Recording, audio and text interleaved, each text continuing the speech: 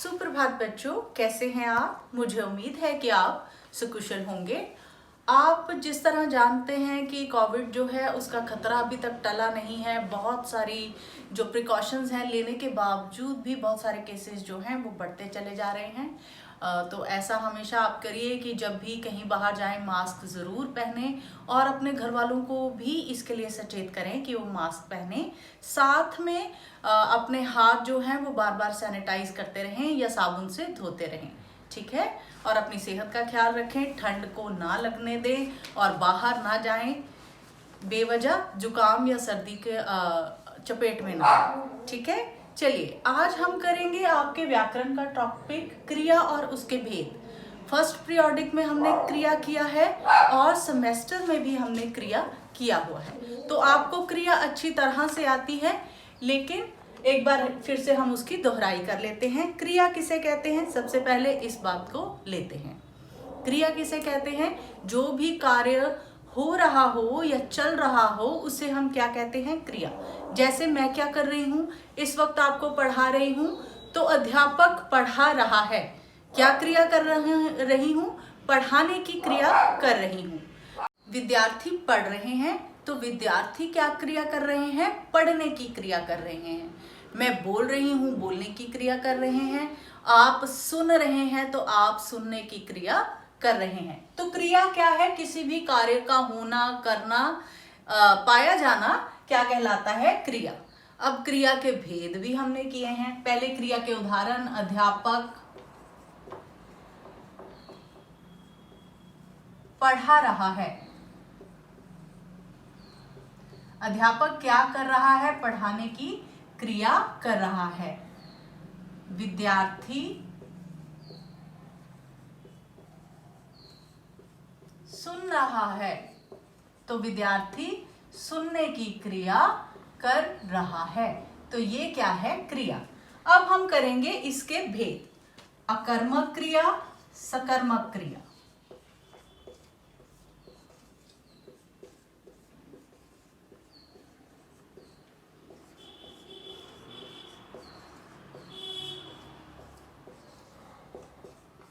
अब अकर्मक क्रिया क्या है बेटा, जिसमें कोई कर्म ना हो। मैंने आपको एक बार पहले भी क्लियर किया था ये बारे में। सकर्मक क्रिया जिसमें हम एक कर्म का इस्तेमाल करते हैं या एक कर्म लगता है। जो भी कार्य हम करते हैं उसका प्रभाव जिस वस्तु या व्यक्ति पर पड़ जाता है उसे हम क्या कहेंगे, सकर्मक क्रिया। इसको इस उदाहरण से समझते हैं। बच्चे खेल रहे हैं, खेलते हैं, ठीक है।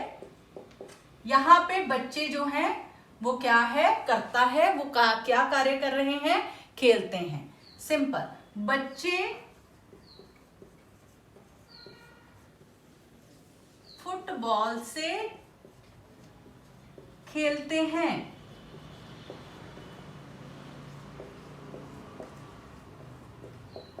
यहां पे बच्चों के खेलने का प्रभाव किस चीज पर पड़ रहा है, फुटबॉल पर। तो ये फुटबॉल जो है वो क्या होगा, यहाँ पे कर्म है।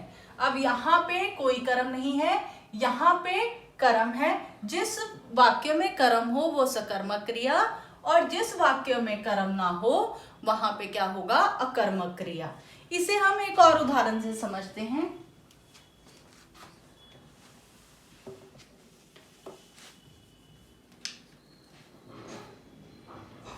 राम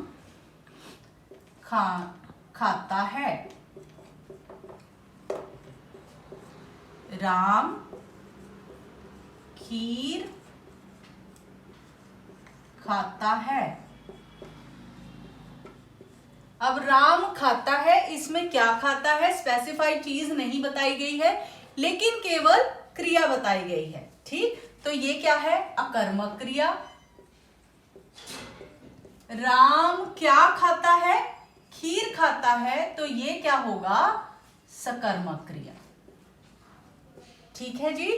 राम क्या खाता है, क्या और किसको का जब आंसर मिलता है, आप किसी भी वाक्य में जब आपको वाक्य आता है उसमें प्रश्न लगा सकते हैं, क्या और किसको। जब उसका उत्तर मिलता है तो सकर्मक क्रिया होती है। जब उस वाक्य का उत्तर ना मिले तो अकर्मक क्रिया होती है। अब हमने जाना अकर्मक क्रिया, सकर्मक क्रिया। अब हम करेंगे द्विकर्मक क्रिया। द्विकर्मक क्रिया सकर्मक का ही एक भेद होता है। यहां पे हम कहते हैं कि एक कर्म लगता है, द्विकर्मक में दो कर्म लगते हैं। कैसे? माली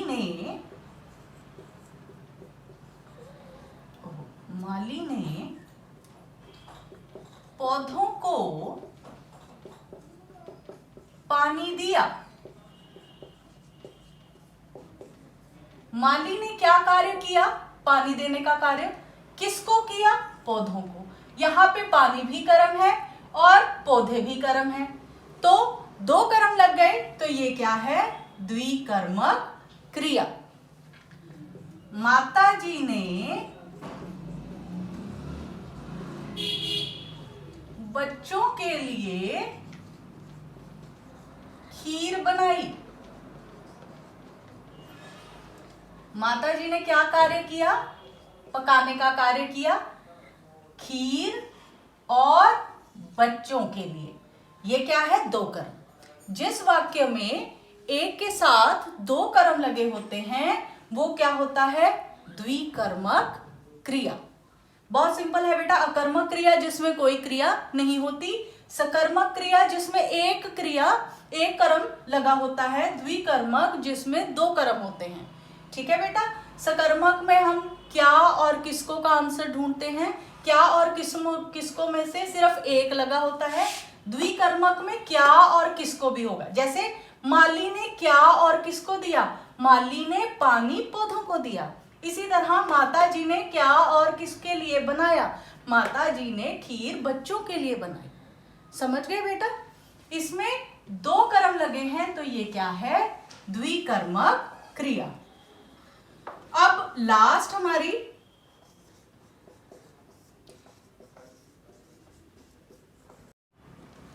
अब है प्रेरणार्थक क्रिया। प्रेरणार्थक क्रिया क्या है? जैसे नाम से ही स्पष्ट है, जब कोई कर्ता किसी कार्य को करने के लिए प्रेरणा देता है, किसी व्यक्ति को प्रेरित करता है, तो वो क्या है? प्रेरणार्थक, जिसमें कार्य करवाया जाता है। बहुत इजी। अध्यापक ने पाठ पढ़वाया। पाठ पढ़वाया, खुद नहीं पढ़ा, बच्चों से पढ़वाया। ठीक, तो ये क्या है? प्रेरणार्थक क्रिया। इसी तरह नेताजी ने लड्डू बंटवाए। लड्डू बंटवाए। ठीक, तो ये क्या है? किसी कार्य को करवाया गया, तो ये क्या है? प्रेरणार्थक क्रिया, जिसमें किसी कार्य को किसी दूसरे व्यक्ति से करवाया जाए, जैसे कि स्पष्ट हो जाता है। अब आपको अच्छी तरह से ज्ञात हो गया। हमने पहले भी बहुत बार क्रिया की है, जब से सेशन शुरू हुआ है हम 2-3 बार, बहुत सारे आपके वीडियोस आपके पास हैं। तो अकर्मक क्रिया, सकर्मक क्रिया, सकर्मक क्रिया का ही आगे भेद है द्विकर्मक क्रिया, और अन्य क्रिया के रूप में हम करते हैं प्रेरणार्थक क्रिया। अकर्मक क्रिया जिसमें कोई भी कर्म नहीं लगता, सकर्मक क्रिया जिसमें जो क्रिया हम करते हैं उसका प्रभाव जिस व्यक्ति या वस्तु पर पड़ता है वो कर्म होता है, वो सकर्मक क्रिया। द्विकर्मक क्रिया जहां एक वाक्य में दो कर्म लगे होते हैं वो द्विकर्मक क्रिया। प्रेरणार्थक क्रिया जिसमें किसी व्यक्ति या वस्तु से कार्य करवाया जाए, ठीक, उसे कार्य करने के लिए प्रेरित किया जाए, वो क्या है? प्रेरणार्थक क्रिया। आई होप कि आपको अच्छी तरह से समझ में आ गया होगा। पहले भी हमने किया है तो मुश्किल होनी नहीं चाहिए। इसकी असाइनमेंट मैं साथ में भेज दूंगी, तो उसे कॉपी में जरूर करें। धन्यवाद।